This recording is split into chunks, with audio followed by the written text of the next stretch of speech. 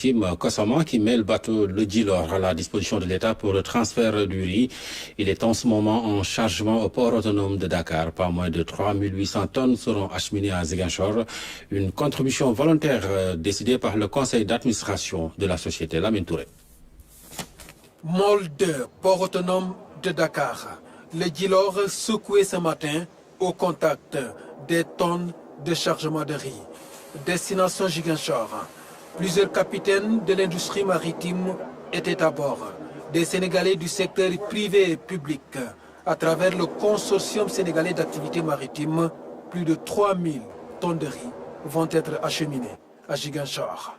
Nous avons mis gracieusement à la disposition du gouvernement ce navire à bord duquel on est, qui s'appelle MV Djilor, qui est un navire de 5000 tonnes, qui fait du cabotage international et qui dessert aussi bien la Méditerranée, l'Afrique centrale, l'Afrique de l'Ouest, l'Afrique du Sud, etc.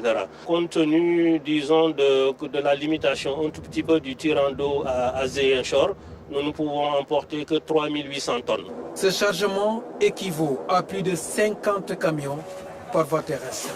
Une contribution de Kossama et ses partenaires à l'effort de guerre contre le Covid-19.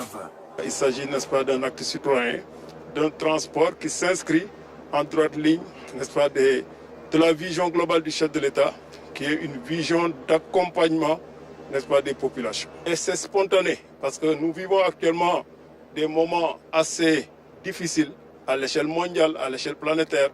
Et le chef de l'État a pris l'option, n'est-ce pas, d'accompagner les populations pour traverser ce moment difficile. Vu d'en haut, le travail de chargement suit un tempo d'urgence.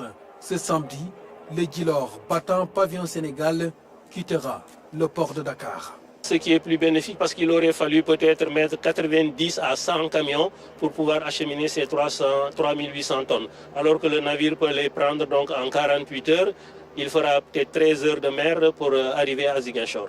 Ici, au port autonome de Dakar, le privé s'illustre encore dans la logistique. Une logistique sur mer portée de main de maître par le Kossama.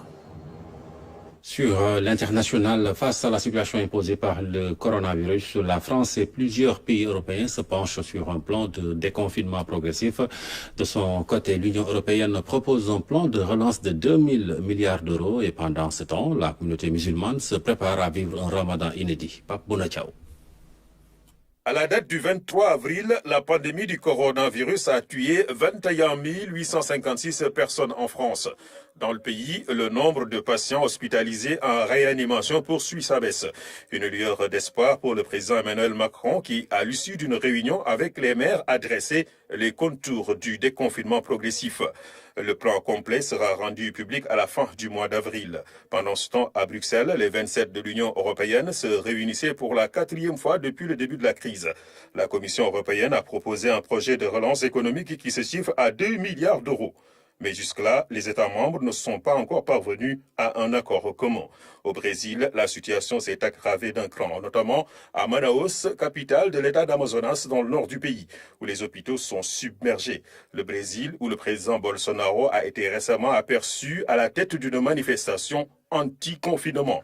Le Covid-19 qui va fortement perturber le ramadan qui sera observé à partir de ce jeudi par des millions de musulmans à travers le monde. L'Organisation mondiale de la santé considère que toutes les personnes en bonne santé ne devraient pas avoir de problème à jeûner comme d'habitude. Mais les personnes touchées par le virus ne devraient pas envisager de suivre le jeûne.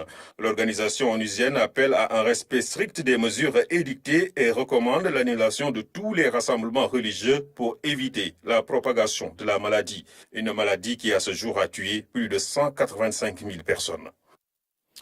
Voilà, sachez donc que le communiqué du Conseil des ministres n'est toujours pas parvenu. Vous l'aurez dans nos prochaines éditions. Sachez aussi que la commission pour le croissant lunaire se réunit actuellement dans nos locaux ici à la RTS Triangle Sud pour scruter l'apparition de la Lune.